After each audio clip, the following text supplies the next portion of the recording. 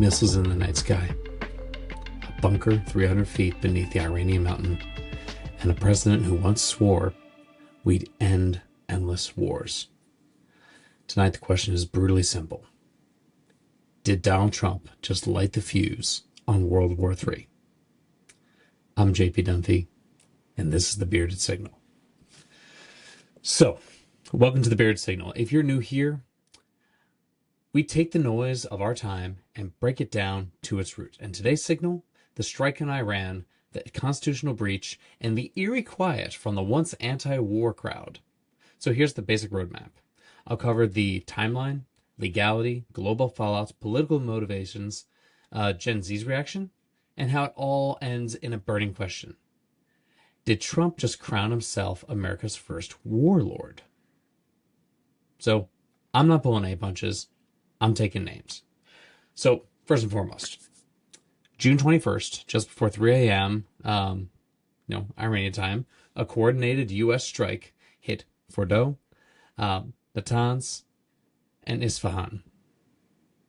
Targets included deeply buried nuclear enrichment sites. This wasn't a symbolic strike. It was a full-scale military escalation. The massive bunker buster bombs, the GBU-57s, and precision cruise missiles were dropped in a coordinated raid aimed at infrastructure believed to be vital to Iran's nuclear development. Trump then declared, quote, complete obliteration, end quote, of Iran's nuclear capability. But was it? Early military briefings were triumphant. Absolute Trumpists, like, oh, amazing. And yet, within 24 hours, international analysis and satellite imagery told a completely different story. Partial damage, but no confirmed eradication. Reactions came real fast. The UN called an emergency session. World leaders, including those in the EU, condemned the unilateral move. Tehran vowed measured and precise retaliation. All right? That's not just Iran that's watching. All right? That's the rest of the world trembling on the edge. Now, here's the main thing. The Constitution is crystal clear. Congress has the sole authority to declare war. The War Powers Resolution of 1973 aided this basic concept, all right? The basic thing it put out there was a safety net. So it added this little safety net saying that presidents must notify Congress within 48 hours and seek approval if operations extend past 60 days. Trump gave no warning, no briefing, and sought no authorization. He informed the country and Congress through a Truth Social post. A military decision of this magnitude reduced to a thread. All right, lawmakers, especially Democrats, were incensed. All right. Representative Ro Khanna and Senator Murphy called it a betrayal of constitutional order, and yet much of the GOP stayed silent or offered vague justifications. Imagine if President Biden acted this way.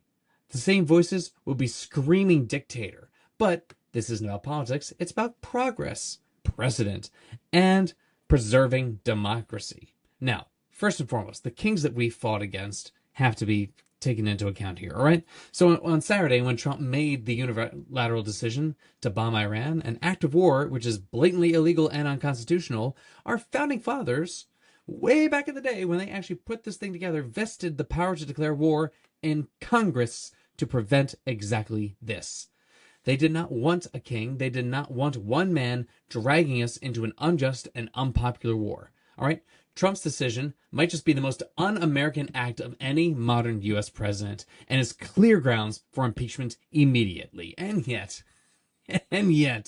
MAGA Republicans are silent, except for maybe Marjorie Taylor Greene, who basically went out saying exactly that, saying, like, what happened to our entire thing with being anti-war and frankly, this is one of the first times and only times I'll ever actually agree with Marjorie Taylor Greene here, all right? And I can't believe I'm saying that out loud.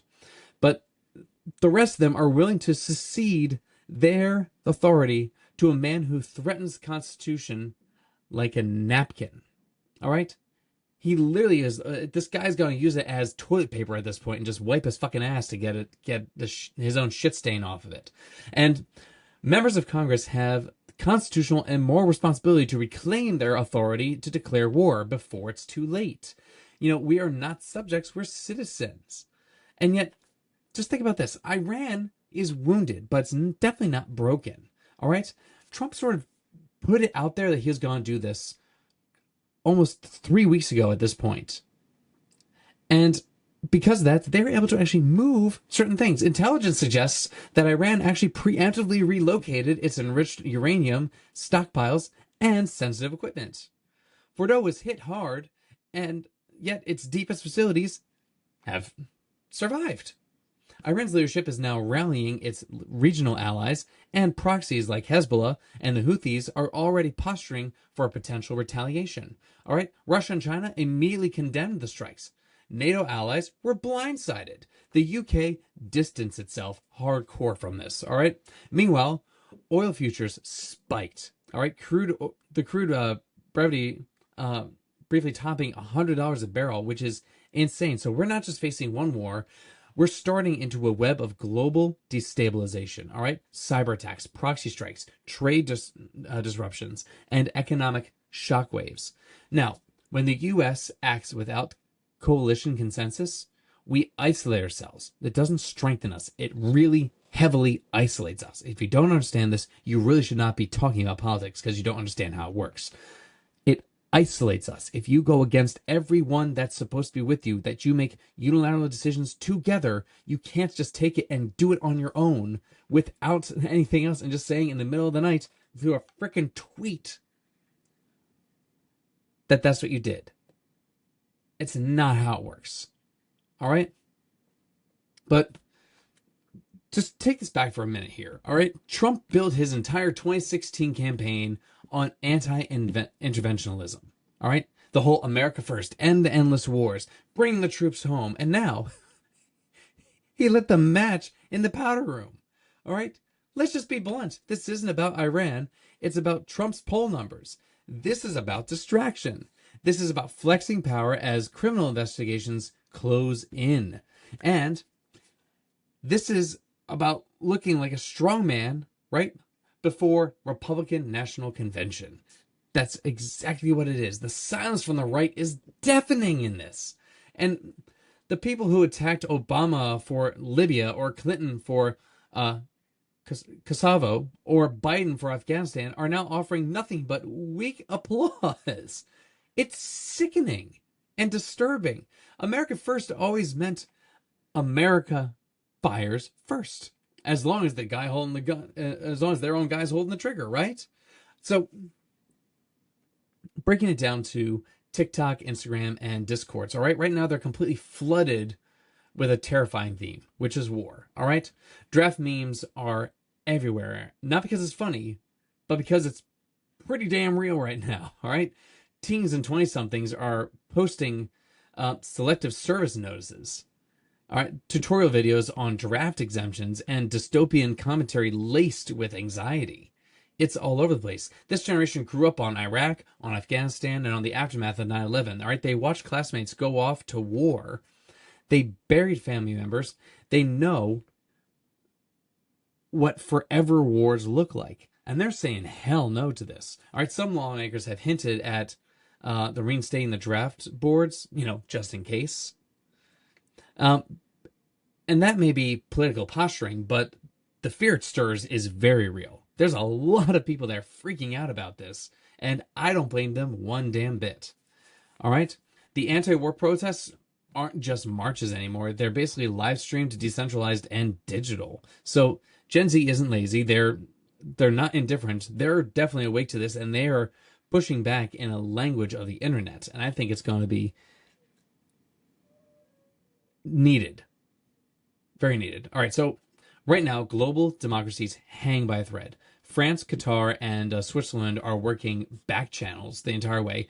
China is urging for strategic patience, but Iran has promised to respond, and soon. Now, the real question here is, can Congress rein Trump in? Possibly, but impeachment is extremely unlikely. All right, the GOP controls the House, and the 25th Amendment is a dead letter unless his cabinet revolts, right? So they're all handpicked loyalists, so we're kind of screwed on that front. But that leaves the War Powers Resolution. Congress can pass a binding measure requiring troop withdrawal and prohibiting further strikes. But this needs bipartisan willpower, and that's in short supply these days. So every hour that Congress waits is another hour that Trump could act again. And this isn't theoretical. The missiles have already flown, all right? You can't keep saying, like, oh, it's just talking. This guy literally fucks us over at every possible turn. Every single campaign promise he's made, he has completely said fuck you to his base. All right? And here's the real kicker. Trump didn't even accomplish what he said he wanted to do. Like, he said that it was complete annihilation, and yet it didn't. The initial reports claimed full destruction of Iran's nuclear facilities, but the IAEA says no radioactive contamination occurred. Centrifuges at Fordow, damaged but not destroyed. Enriched uranium, relocated days before the strike. In other words, the job wasn't done. But the propaganda went on anyway. And this is what a shock and awe photo op without the all. And yet, Trump is celebrating like a wartime hero. All right? The right is calling it a decisive strike. But if Biden had dropped one bomb on Iran and failed to destroy the key targets, the meter would be in a meltdown right now. But when is Trump doing it? Like, they basically call him bold. It isn't a failure, it's theater. All right? And this is fucking terrifying. So, let's just be clear here. Trump bypassed Congress. He bombed another country. He lied about the results. And now he's being cheered on by the people who once swore that they hated war. All right? This isn't justice. It's fascism. This is the cult of personality, 10,000%. And if we don't stop it now, if we let one man act like a king, then we've lost the very republic that we are meant to protect. All right? The world is watching, and history is writing this in real time. The bottom line, as I always say, look at what they're doing. Not what they say. Look at what they're doing. Look at the actual results of everything they've done. They've lied to you from the moment they got in. All right, you need to understand. Republicans use the platform to get elected, but that's not their mandate. All right? They use that to get your vote, and that's it. If you're a Republican, I feel extremely sorry for you now, because I guarantee you are not looking for this. And I feel bad for you. I feel bad that this is the shit that you keep getting walked into. And you keep getting told that the left is horrible, bad people. And yet, all I can do is point to what your own party, the Republican Party, has done over and over and over and over and over and over and over again. They run on all these things that say we're here for the working people, and yet do everything against the working people. The cabinet is made of, I can't even tell you how many billionaires in the cabinet. I mean, they said that they're not going to touch Medicaid. They kill Medicaid. They said that they're going to end wars. They're starting a war right now. Period. They break the law constantly while saying that they're the party of law and order. You can't make this shit up. This guy breaks the law so often, daily, sometimes multiple times a day. It's astounding how bad this guy is. And yet somehow, there are parts of his base that still rally to him. I don't understand it. If that is not the definition of brainwashed, I don't know what is. So, at the end of the day, I'm not here to shame you if you're on the right. I'm not here to shame you if you're on the left. I'm here to point out the facts of the case and let you know what the fuck is happening. Because apparently no one in your other bubbles are going to tell you. Not MSNBC, not Fox, none of it. All these CNNs, every single one of them is too much in their own damn bubble. So I'm trying to give this to you outside the bubble and just live you what is happening now. Because you need to have actual facts and realize what the fuck is happening. So you guys stay vigilant, stay vocal, and always keep your signal strong. I'm here for you. This does not help me in any way. I've actually already gotten some threats via email for doing what I'm doing. So